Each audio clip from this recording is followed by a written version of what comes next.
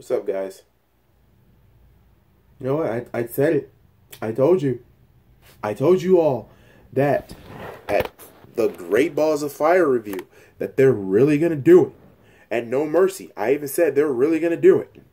And by God, they're going to do it. Roman Reigns will face off against Brock Lesnar for the Universal title. You know, I've been saying that for about like months now. A lot of people thinking that I had an axe to grind. Oh, I shouldn't take wrestling seriously. Oh, I shouldn't do this. I shouldn't do that. But all I got to say is this. I can't hold this anger in me much longer. I can't hold it on much longer. You know what the real problem is with WWE? It's not just Vince McMahon. It's also the people that he aligns himself with. People like Kevin Dunn. People like Road Dogg. And oh yeah, they're going to get hit today in this video. Sorry guys. Camera's acting a little bit funny than normal, than usual. My phone have a long wire trying to charge. So sorry if the camera is a little bit movie and shaky. But what is going on with Raw and SmackDown? You know what? There's nothing really wrong to say. There's nothing really right to say. Sorry. What's wrong with WWE right now? Let me see. Okay, Brock Lesnar versus Roman Reigns. I'm not going to say that the match is going to be horrible. We've already seen it before. But the reason why people remember that match so much, it was not because of the action. Well, not because of the match was like 5-star. It was because Seth Rollins was in the match. Now you have the opportunity to have a finish for Brock Lesnar versus Roman Reigns. Need I remind you that Roman Reigns is a babyface, but the fans boo him out the building damn near. Every time when he picks up a mic, he's booed. And he's considered a babyface. Babyfaces don't get booed, they get cheered. Brock Lesnar, on the other hand, is considered a heel, but the fans cheer their asses off for him. You know why this match, knowing Vince McMahon and his ego and the WWE and their ego, they probably might have this match last as the main event. And oh my God, you know, what is the point of the Royal Rumble? I thought the point of the Royal Rumble was whoever won the Royal Rumble headlines and main events WrestleMania. So Nakamura and AJ Styles are not really going to close the show. Now, they might surprise us, but hell, how can we be surprised? Because SmackDown over there, Road Dogg with his horrible creative ideas is ruining a dream match that we wanted to see for a while. We've seen it in Wrestle King, we've seen it in Japan, and now it's going to be here in the WWE at WrestleMania, one of the biggest shows of the year for WWE. And the storyline has been nothing but trash. Nakamura's barely on the show, which I understand. You're trying to make sure that he doesn't get hurt. He's a value asset. But AJ Styles as well. Come on now. AJ is going to defend the belt at Fastlane in a Fatal 5-Way match. We know he's going to win it. But it's like the booking is horrible, and it's like there's no real good storytelling. You want to push Nakamura, make Nakamura and AJ, make it interesting. Make them go do promos with each other. Make them do something with each other. Just do something. But Road Dogg, your booking decisions, your everything. You were a Attitude Era. In the Attitude Era. At least something could have picked in. But no. Your way of creativity makes Vince Russo's WCW creative booking decisions seem tolerable. Do you know how bad that has to be, that I would rather watch Vince Russo's old work? One of the worst, had to be one of the worst, at least creators, not what, like writers, but I'd rather do his work because his work has competence. Road Dogg, what the hell are you even doing? What are you doing? You are like legit killing SmackDown. Not just you and Vince. You both are just killing. You you and the writing staff is just killing SmackDown. You're destroying SmackDown. And I love SmackDown Live. I want it to be better than Raw. And also, the Superstar Shakeup, oh my God. The Superstar Shakeup, you know, God. Raw basically stole damn near every single good talent from SmackDown. I'm so glad that AJ Styles didn't leave. I'm so glad that Baron Corbin didn't leave. Happy that Ziggler didn't leave. I know Orton, you know, stuff like that. I just don't, it's just WWE and your booking. Also, Sasha and Bayley. What are you going to do? Are you going to pull the trigger? Are you going to make Sasha Banks heel? Or are you going to do something that's not going to work and have Bayley turn heel? It's better for Sasha to turn heel because we know Sasha could be a heel. We want to make Bayley interesting again. And so far, I'm tired of that. And also, the 50-50 booking with Matt and Bray Wyatt. No Senior Benjamin, no King Maxwell, no Hardy Compound, not even Bray's Twisted House of Horrors. You couldn't do anything with that. You had the potential to make this legit. You have the potential to make this work. You have the potential here of the broken Matt character gimmick and a person who's damn near as twisted as broken Matt, and you give us this. Yes.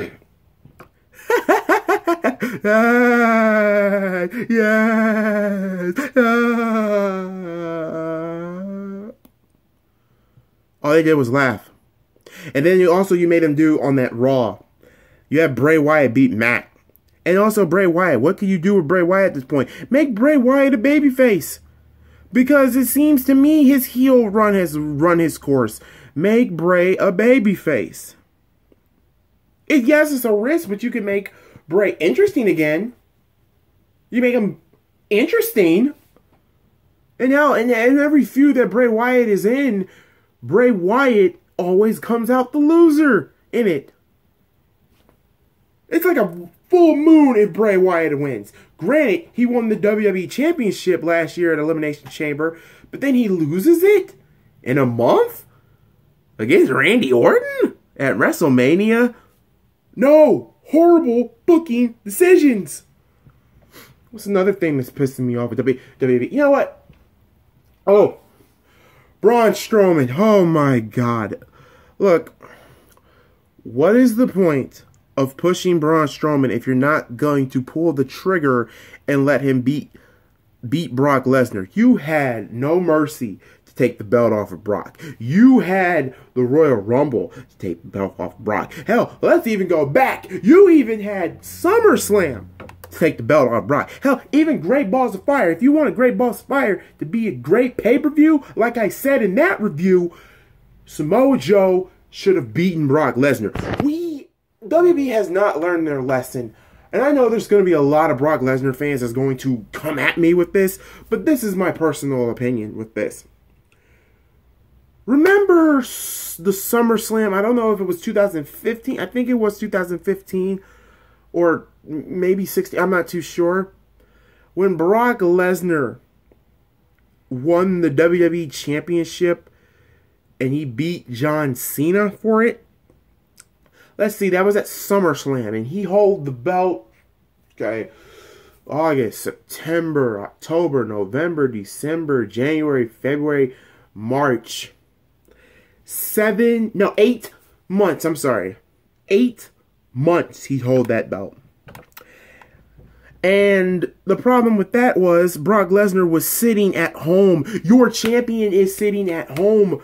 Granted that this title reign now, Brock isn't really sitting, he's still sitting at home, but he's been more active. But it's still, your champion is not on the show every week. What is the point of this? Like I said, I was not a huge fan when Kevin Owens lost the Universal title. Like I said, I wish Kevin Owens was still the Universal title. I wish they would have gave it to Jericho. Granted, Jericho is a part-timer, but he was, well, could be full-time and part-time. It's Chris freaking Jericho. But he can put somebody over, put a young guy over. The Universal title, I call it the part-time belt because a part-timer wins it. Think about this. Now, I'm not calling the following two superstars part-timers. Not these two. Owens and Finn Balor. And I'll get to Finn Balor in a minute. They're not part-timers. But you give the belt to Brock. Not to Brock. You give the belt to Goldberg. And then at Mania, you make him lose it to Brock. Two part-timers fighting over a belt. Two that are hardly on the show are fighting for a belt. And this is Raw's flagship title. And you decide to have two part-timers hold it to get some prestige. Okay, Brock Goldberg is old and can probably is so limited to do it in the ring. Brock Lesnar, suplex, F5, suplex, maybe here and there with a Kimura lock. Part-time. You had Great Balls of Fire take the belt off Brock. Samoa Joe would have been a phenomenal champion. Braun Strowman could have made a phenomenal Universal Champion. But you are going to establish a guy that the fans are not really behind with Boo in the middle second, who's really good in the ring, but his promos, I can't understand that. But it's just another John Cena 2.0, something that the fans really are not going behind, and you are going to establish a man who's booed every week, not really loved by the fans like that. Maybe the little kids and stuff like that, but grown men and stuff like that, no. It's just John Cena 2.0.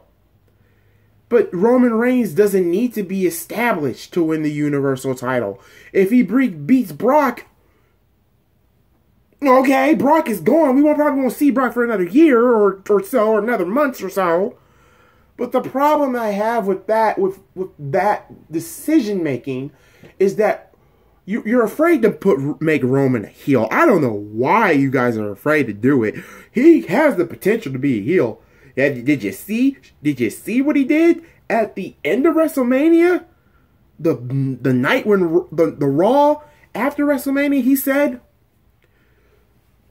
"This is my yard now." Bam! Soon, straight there. Had to do it. That would have been legit. You had that moment right there. Was supposed to be the moment you turn Roman Reigns heel.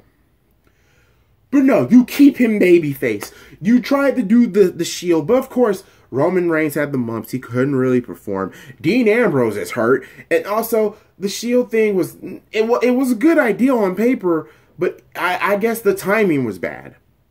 They still have potential to do it in the future, but I would say wait another year or two to do the Shield reunion again. Because Dean Ambrose, I believe the Superstar Shakeup, if they do one, I believe Seth Rollins should go to SmackDown. And I think Dean Ambrose should stay on Raw. Roman could stay on Raw. You can keep Joe on Raw. But the thing is here is, what I'm trying to say is, guys, you see what I'm getting at with WWE's booking? It makes you have a migraine, and it's so horrible.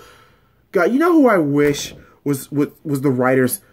Jim Cornette could write a better show than what these current writers are doing now. Freaking the guys that used to be on WhatCulture.com, Adam Pacitti, and I believe Plumpy from the other Adam. I call him Plumpy.